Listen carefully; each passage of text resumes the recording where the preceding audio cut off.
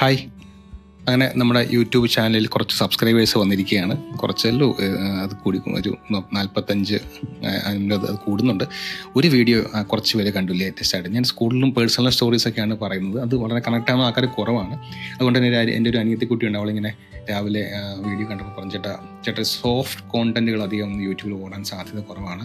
അപ്പോൾ കുറച്ചുകൂടെ ആൾക്കാർക്ക് റിലേറ്റ് ചെയ്യുന്ന കഥകൾ പറയുക, അല്ലെങ്കിൽ അങ്ങനത്തെ ടോപ്പിക്കുകൾ എടുക്കാൻ ശ്രമിക്കുക. അപ്പോൾ ഞാൻ നോക്കിയിട്ട് നമുക്ക് കൂടുതൽ ട്രാവൽ ചെയ്തൊന്നും അങ്ങനത്തെ ടോപ്പിക്കുകളൊന്നും ഒത്തിരി എടുക്കാൻ പറ്റാത്തതുകൊണ്ട് കുറച്ചുകൂടെ നമ്മുടെയൊക്കെ ജീവിതത്തിൽ നമ്മൾക്ക് റിലേറ്റ് ചെയ്ത് നിൽക്കുന്ന കുറച്ച് കാര്യങ്ങളിലേക്കൊന്ന് സംസാരിക്കാൻ തരും.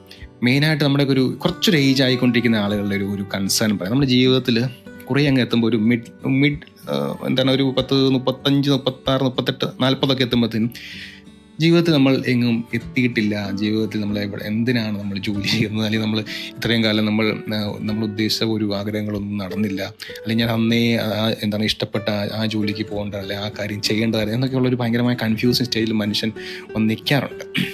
ആ സമയത്ത് നമ്മൾ ശരിക്കും ശ്രദ്ധിക്കേണ്ട ഒരു 3 ചോദ്യങ്ങൾക്ക് ഉത്തരം കണ്ടെത്തുക എന്നുള്ളതാണ്.